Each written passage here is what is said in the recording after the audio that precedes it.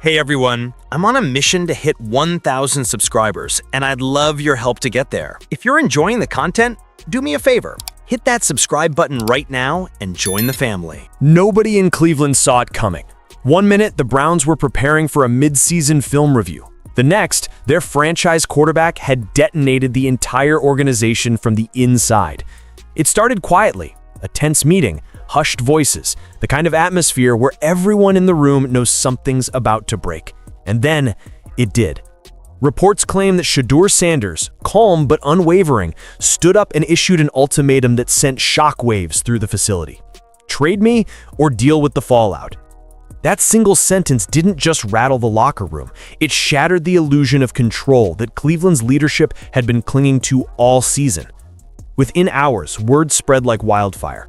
Emergency meetings were called. Phones buzzed non-stop. Coaches, executives, and PR staff scrambled to contain a situation that was already too big to control. But the chaos wasn't just about a trade demand. It was about what it revealed. Shedeur's frustration wasn't a spur-of-the-moment tantrum. It was the breaking point of months, maybe even years, of promises made and broken. To the outside world, it looked like a star player turning on his team. But behind the scenes, it was something deeper. A young quarterback who'd been promised support, development, and respect, finally realizing he'd been handed none of it. What made this moment so explosive wasn't the demand itself, but what it symbolized. A player taking back power from an organization that had no idea how to handle it. And in that instant, as the news spread across the league, one thing became crystal clear. The Browns weren't in control anymore. Cleveland thought they could manage the message, keep things quiet, maybe spin it as competitive tension. But in 2025, nothing stays contained. Not when your quarterback is one of the most talked about rookies in football. Not when the entire sports world is waiting for your next meltdown. Shedeur Sanders didn't just expose a moment of weakness. He exposed an entire system built on outdated leadership and fragile egos. And what happened in that meeting was only the spark, because what followed, the fallout, the leaks, the internal collapse would show just how deep the cracks in the Browns' foundation really go. But this explosion didn't happen overnight. This was a slow burn, months of frustration, bottled up until it finally ignited. And once it did, there was no going back. It was supposed to be just another routine offensive meeting. Film study, strategy tweaks, the kind of midweek grind that defines every NFL season. But that morning inside the Browns facility, the air felt heavy before anyone even spoke. Players exchanged quiet glances, sensing tension before it had a name. And when Shedeur Sanders finally stood up, you could hear the shift, that sudden silence where even the hum of the projector feels too loud. He didn't raise his voice, he didn't posture. According to multiple reports, he simply said what everyone else had been too afraid to. The offense wasn't working, the trust was gone, and if things didn't change, he wanted out. The words hit like a punch. Coaches froze. Some players looked down, others stared straight ahead, pretending not to react. But one person didn't hide his reaction. Head coach Kevin Stefanski. Witnesses described it as a full emotional break. Not physical, but explosive all the same. He snapped. His tone rose, words stumbled, frustration boiling over into a visible, uncontrolled outburst. It wasn't the image of leadership anyone expected, especially not in front of the team's young quarterback and entire offensive staff. Stefanski didn't argue strategy. He didn't try to calm the room. He stormed out. And in that moment, every ounce of authority he had evaporated. That exit wasn't just dramatic. It was symbolic.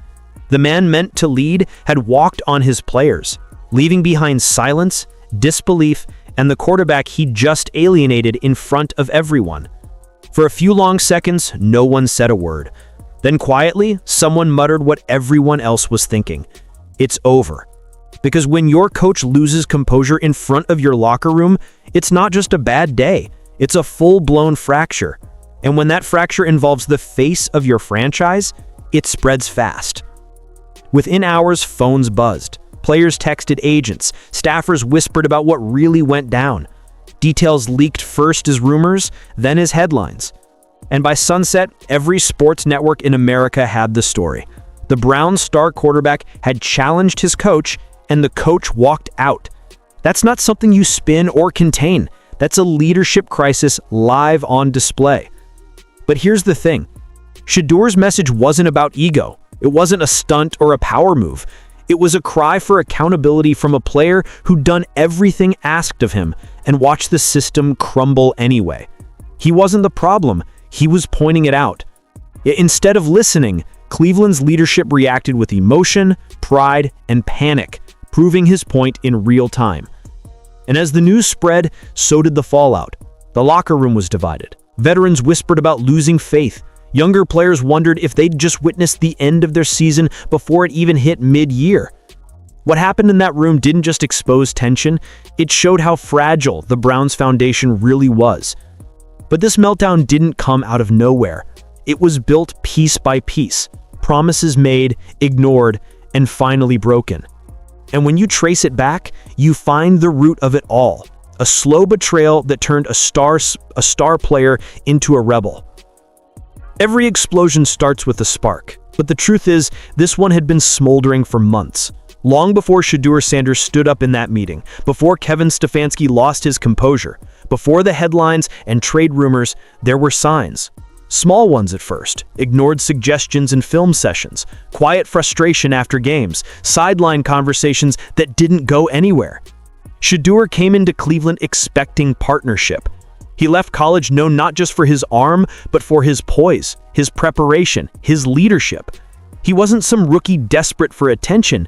He was a quarterback who expected to be heard. When the franchise drafted him, they sold a vision. Reports suggest Sanders was promised an offense built around his strengths: quick reads, tempo control, creativity. A modern system for a modern quarterback. But once he got there, that vision vanished. The playbook was rigid, the communication strained, and every adjustment request was met with resistance. It wasn't just disagreement, it was dismissal.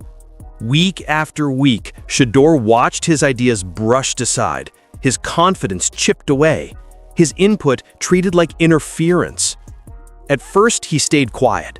He did what rookies are told to do: be patient, trust the process. But patience doesn't fix a broken process. And as losses piled up and the same offensive struggles repeated, his silence turned into quiet resolve, a growing awareness that this wasn't the environment he'd been promised. Insiders say the tension between him and Stefanski grew behind closed doors. Not open hostility, just cold distance, short answers, avoided eye contact. The kind of energy that tells you two people are working together in name only. The betrayal wasn't a single moment. It was death by 1,000 small lies. Reassurances that things would change, followed by the same mistakes. Promises of trust, followed by micromanagement. Every meeting that ended with, "We'll fix it next week," chipped away at what little belief he had left. Until one day, there was nothing left to fix. What really stung wasn't the losing. It was the realization that he'd been sold an image, not a plan. Cleveland wanted the spotlight of a high-profile rookie, but not the accountability that comes with developing one. They wanted the brand, not the voice. And when that became clear, something in Shedeur shifted. This wasn't frustration anymore. It was conviction. He wasn't just unhappy. He was done pretending the problem was him. By the time he stood up in that locker room, it wasn't about a bad game or a bad play call. It was about months of promises that never materialized. About a coach who refused to adapt, and a franchise that still didn't understand the kind of quarterback they drafted. And maybe that's the real story. The Browns didn't just lose Shedeur Sanders' trust. They lost his belief that this organization was capable of keeping its word. But betrayal doesn't stay quiet for long. Because once that trust breaks, it doesn't just divide a quarterback and his coach. It divides an entire team. And soon, the cracks in Cleveland's foundation would start to show for everyone to see. The moment the story leaked, Cleveland went from a struggling football team to the center of a full-blown national circus. It started with whispers, a few reporters hinting at internal tensions between Shedeur Sanders and Kevin Stefanski. But within hours, those whispers turned into headlines. Sanders issues trade ultimatum. Stefanski loses locker room. Cleveland crisis spirals. The story spread faster than the Browns' front office could even attempt to deny it. Inside team headquarters, panic set in. Sources described the mood as chaotic. Emergency meetings called at midnight. PR advisors rewriting statements. Executives debating whether to protect the coach or the quarterback. But the truth was, there was nothing left to protect. The damage was already public. Every player with a phone had seen the leaks. Every analyst had an opinion. And every fan was already choosing sides. And that was the problem. Cleveland had lost control of the narrative. For years, this organization prided itself on message discipline, keeping things in-house. But this wasn't the same NFL anymore. Players weren't afraid to speak, agents weren't afraid to leak, and fans weren't waiting for the team's version of the story. They were writing it themselves. By the end of the day, social media was split into two camps. One defending Shedeur as a leader brave enough to expose a broken system, the other calling him entitled, unproven, and too outspoken for his rookie year. Meanwhile, inside the locker room, the divide was real. Some players reportedly backed Sanders privately, saying he was only saying what everyone else had been thinking. Others avoided the topic entirely, trying to survive the fallout without picking a side. Stefanski, who once was seen as steady and detail-oriented, now looked volatile and insecure. His staff scrambled to maintain order, but when your players stop believing the message, no amount of team speeches can fix it. Even worse for the Browns, rival teams saw opportunity. Front offices in Denver, Las Vegas, and Atlanta were already making quiet inquiries before the weekend. To them, this wasn't scandal, it was leverage. A young, talented quarterback unhappy in a dysfunctional environment, that's a dream scenario for a franchise looking to reset. And for the Browns, every rumor of trade interest was another public reminder that they were losing grip not only on their quarterback, but on their reputation. The front office tried to push back. Anonymous sources close to the team began telling reporters that the situation was being overblown, that things would settle internally. But the more they denied, the worse it looked. Every attempt at control only highlighted how little they actually had. You can't bury a story that powerful. Not when it's fueled by truth, emotion, and a fan base that's seen this movie before. And make no mistake, they had seen it. Cleveland's fans knew the cycle, the hype, the dysfunction, the implosion. The difference this time was that the world was watching in real time, and there was no PR filter strong enough to hide it. What happened between Sanders and Stefanski wasn't just the disagreement. It was a public unmasking of everything the Browns have struggled with for decades. Poor communication, fragile leadership, a culture that breaks before it bends. Now, the Browns weren't fighting a trade demand. They were fighting perception. And in the modern NFL, perception is reality. The team that once promised stability now looked fractured beyond repair. And as analysts dissected every second of the story, one question started to echo across sports shows and social media feeds. If this is how Cleveland handles its most promising quarterback in years, what hope is there for anyone else? But this chaos wasn't new. It was familiar. Because if you rewind through the Browns' history, you'll see the same pattern repeating again and again. Only this time, the stakes are higher, the spotlight is brighter, and the fallout is far from over. If this whole situation feels familiar, that's because it is. Cleveland has lived this story before. Different players, different coaches, same ending. A promising start, a little hope, a few flashes of brilliance, and then everything collapses under the weight of ego, poor communication, and misplaced pride. It's almost like the Browns are caught in a loop, doomed to repeat the same mistakes no matter who's wearing the headset or taking the snaps. You don't have to look far back to see it. Baker Mayfield was once hailed as the savior, the brash, young quarterback who would finally change Cleveland's future. Before him, it was Johnny Manziel, before him, Brandon Weeden, and before him, well, the list goes on like a graveyard of next big things. Each time, the narrative started with optimism and ended with a fractured locker room, a public fallout, and a complete organizational reset. Fans hoped Shedeur Sanders would be the one to break the cycle, the player talented enough, composed enough, different enough to rewrite the Browns' story. But within a single season, that same familiar pattern is already back. Promises, pressure, implosion. And it's not just about football. This is cultural. The Browns have spent decades trying to build identity through quick fixes, swapping quarterbacks like lottery tickets, replacing coaches every other year, and expecting stability to grow in the middle of constant chaos. You can't build trust when the ground beneath you keeps shifting. You can't preach culture when every decision screams desperation. What makes this time sting more is how avoidable it all was. Shedeur wasn't a gamble. He was the opportunity the franchise had been praying for. A poised, intelligent, media-savvy quarterback who brought instant credibility and a fresh spotlight. All Cleveland had to do was adapt, build around him, evolve, listen. Instead, they did what they've always done. Tried to force a modern player into an outdated system, then blamed him when it didn't fit. And the league noticed. Every executive watching this mess unfold sees the same pattern, not of bad luck, but of bad leadership. The Browns aren't cursed. They're careless. They don't learn. Every new face in the building is treated like a reset button, when they actually need is reflection. The organization talks about culture, but culture isn't built through slogans or press conferences. It's built through accountability, and that's something Cleveland has consistently avoided.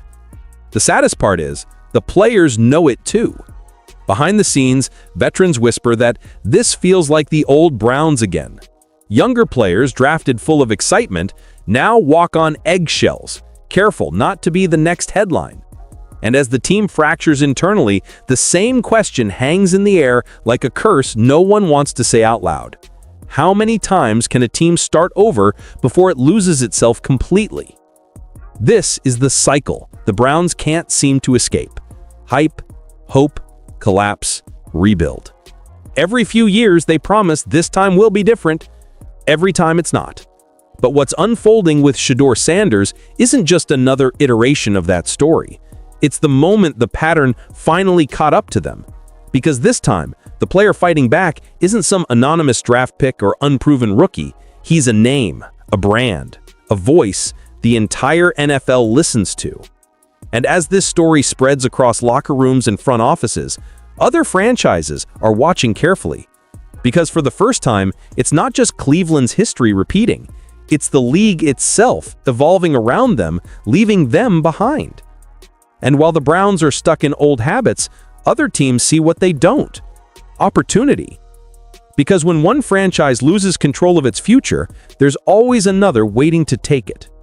The moment word got out that Shedeur Sanders had demanded a trade, the vultures started circling. Rival teams didn't see chaos, they saw opportunity. Within hours of the Browns' locker room meltdown leaking, front offices in Denver, Las Vegas, and Atlanta were already making quiet calls, testing the waters, gauging how desperate Cleveland might be. In a league where quarterback talent is the rarest commodity, a player like Shedeur doesn't become available often, especially one this young, this marketable, this connected. Behind closed doors, those organizations saw what Cleveland refused to see: a player built for the modern NFL. Sanders isn't just a quarterback, he's a brand, a presence. He understands media, controls his image, and has a loyal following that stretches far beyond football. That kind of influence makes him valuable in ways that go beyond the stat sheet. He drives viewership, fan engagement, and locker room confidence. He represents the new era of athlete, outspoken, self-aware, and unafraid to challenge authority when it's failing him. To teams that get it, that's not a problem. That's a franchise cornerstone. So while Cleveland scrambled to contain the story, other front offices were sketching out what a trade might look like. Rumors suggest the Broncos were the first to make exploratory contact, a team desperate for a reboot after years of quarterback instability. The Raiders, always drawn to big personalities and headlines, reportedly saw Shedeur as a perfect fit for their rebuild and fan base. And then there's Atlanta, A young team with explosive weapons and a fan base hungry for relevance. A market where Shedeur's charisma and skill could instantly make him the face of the franchise. Meanwhile, Cleveland sat frozen, trapped between pride and panic. The front office wanted to project calm, but every rumor that hit the media made them look weaker. It was open season, and everyone knew it. Analysts began to talk about leverage, but the truth was simple. The Browns had none. Their quarterback wanted out, their coach had lost the locker room, and the entire NFL could smell the dysfunction. For other teams, this was more than a trade opportunity. It was a cultural shift playing out in real time. The league has been inching toward player empowerment for years, but moments like this accelerated. Shedeur Sanders, barely into his rookie contract, was forcing one of the oldest, most stubborn organizations in football to face a truth they've ignored for decades. Control doesn't belong to the team anymore. It belongs to the talent. Executives watching this unfold weren't just evaluating Shedeur, they were studying Cleveland. How the Browns handled this crisis would become a case study in leadership, communication, and modern management. Some insiders even suggested that other players around the league were quietly rooting for Shedeur, not out of spite toward Cleveland, but because they understood what it meant. If he could stand up to a franchise that big, it proved that no player was too young or too new to demand respect. And that's why this story grew beyond sports pages. It wasn't just a trade rumor, it was a turning point. Shedeur Sanders wasn't just fighting for himself. Whether he meant to or not, he was representing a generation of athletes tired of outdated hierarchies, tired of being told to stay quiet, tired of organizations acting like they own the narrative. As for Cleveland, they were bleeding, and everyone knew it. Teams that once feared the optics of pursuing a controversial player now saw an opening to land a potential superstar, one who'd walk into their locker room with something even more valuable than arm strength: purpose. Because while the Browns were scrambling to stop the bleeding, the rest of the league was already planning how to take their future away. And the real tragedy? Cleveland still didn't understand just how much they'd already lost. But this wasn't only about outside interest, it was about what this entire saga revealed: a deep, systemic problem within the Browns' culture, one that no trade offer could fix. By now, the trade rumors were everywhere, on talk shows, Twitter feeds, and podcast titles. But inside the Browns' facility, the real problem wasn't the potential trade, it was the silence. The kind of heavy, uncomfortable silence that fills a building when everyone knows something's broken but no one wants to be the first to say it. What Shedeur Sanders exposed wasn't just a personal rift with Kevin Stefanski, it was a culture crisis that had been festering for years. Cleveland's leadership loved to talk about process. They built their identity around discipline, consistency, and system, but behind the buzzwords, there was no real connection. No dialogue, no flexibility, no trust. Players were expected to conform, not contribute. Coaches valued control over collaboration. And when that kind of culture meets a player like Shedeur, confident, modern, outspoken, it's only a matter of time before something explodes. This wasn't about play calling or media spin. It was about a team that never evolved with the times. In today's NFL, communication is everything. The best organizations, Kansas City, San Francisco, Baltimore, thrive not because of schemes, but because of synergy. Quarterbacks and coaches operate as partners, not pawns. They talk, they adapt, they evolve together. Cleveland, on the other hand, still operated like it was 2005. Command from the top, silence from the bottom. And in that system, a player like Shedeur was never going to fit. The irony, he wasn't trying to overthrow the leadership, he was trying to improve it. According to people close to Sanders, he pushed for more open film reviews, more input in offensive design, better communication between units, the very things great teams do naturally. But instead of being seen as leadership, it was viewed as rebellion. Stefanski, known for his structured and sometimes rigid approach, reportedly took it personally. What should have been collaboration turned into confrontation, and that's when the culture truly cracked. And when the culture breaks, everything else follows.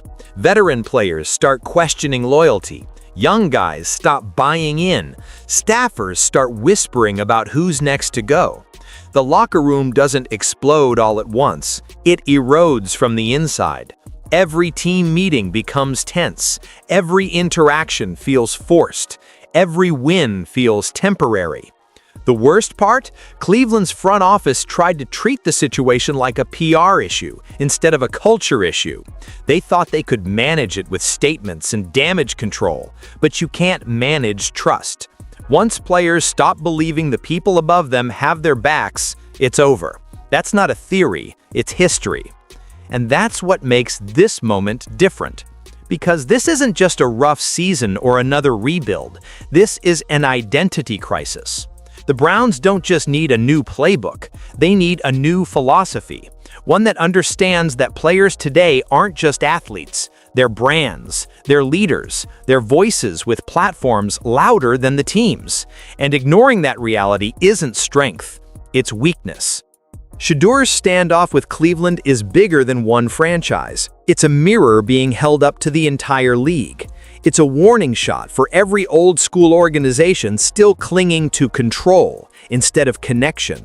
Because players are watching, agents are watching, the next generation of stars is watching how the Browns handle this, and they're taking notes. The truth is simple. This wasn't a meltdown, it was a message. The game has changed, but Cleveland hasn't, and now they're paying the price for it. But as the walls start to close in and the media frenzy grows louder, the Browns find themselves standing at a crossroads, one decision away from saving their future or sealing their fate forever. And now, everything comes down to this, the moment that will define the Cleveland Browns for years to come. Two paths stand before them, and neither one is easy.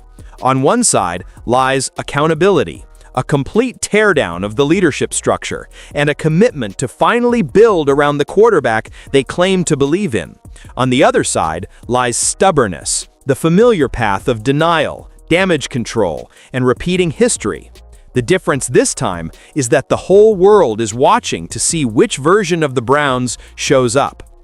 If Cleveland chooses the first path, it means embracing the hard truth. This isn't about playbooks, it's about people.